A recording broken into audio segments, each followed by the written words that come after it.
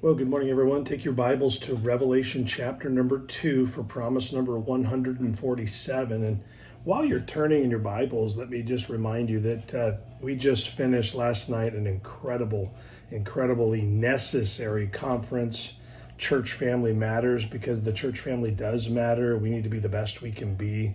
And I got to tell you, if you did not get a chance to participate for one reason or another, I urge you to go and listen to I think it's Sunday night, Tuesday night, and Wednesday night all made it onto our social media and YouTube accounts. And so I want to encourage you, go listen to those and then get around someone who was able to be there and share some notes on what God spoke to you as you listened. You got to listen with an open heart. You got to kind of do the whole service so you're kind of in the same flow as the rest of us.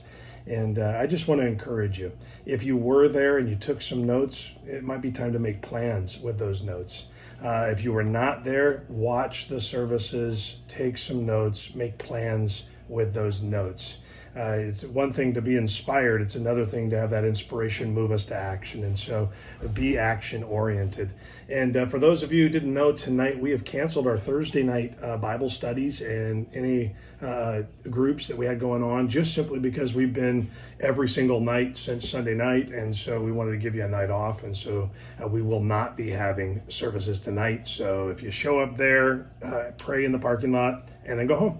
And so take your Bibles, like I said, Revelation chapter number 2 for promise number 147. The promise is this: those who overcome will eat from the tree of life in paradise. And so we have this beautiful statement about what we can expect to experience if we'll recognize what he was talking about in Revelation chapter number 2, 1 through 7. The promise is given to those who recognize this circumstance going on in their own lives. And so in Revelation chapter number 2, we see this incredible situation playing out. And so Jesus is writing to the church at Ephesus, but he's expecting that they'll pass this on to the other churches. In fact, it says that's what they're supposed to do. These churches the churches are supposed to share what God has shared with them.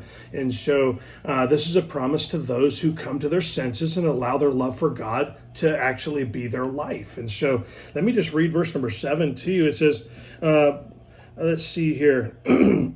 Verse number 7 starts off this way. It says, he that hath an ear, let him hear what the Spirit saith unto the churches. To him that overcometh will I give to eat of the tree of life, which is in the midst of the paradise of God. And so we have this beautiful statement being made.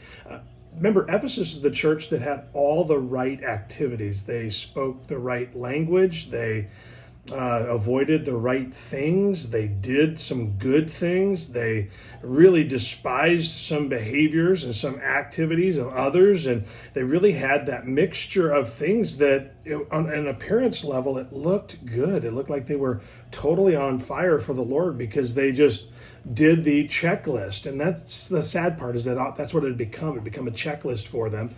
And so they were living their own lives, doing their own things, and claiming that all of their things were because they loved God. But God says that even the church doing good things could be lying about how much they love God. They could be either lying to themselves or lying to everyone else, which is hypocrisy.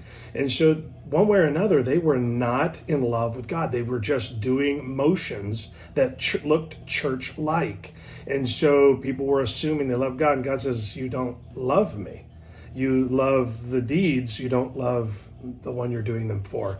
And so to be certain that you are one of his own, Jesus urges us to overcome our self-love and return to loving him. Our love for him will play out obviously in our lives, not by good deeds, but in priority. People will recognize what we stand for, not because we are good at proclaiming it, but because we're good at living it out personally.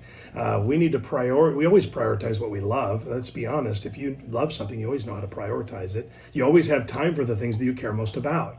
And what usually gets shuffled to the back is God, the one we claim to love most. And so you could probably see it playing out in you. And God says, if you'll overcome, then you can guarantee yourself a spot with me. The rest of you, it's really a guessing game, because if you don't love me, maybe you never loved me. If you don't love me now, maybe you never loved me back then. And so keep that in mind. Remind yourself that we need to keep ourselves focused on Him. And when we do, we will be a part of the church. We will be a part of good deeds. We will have good behavior. But the love comes first. Remember that. The love for God prioritizes God first. Have a great day.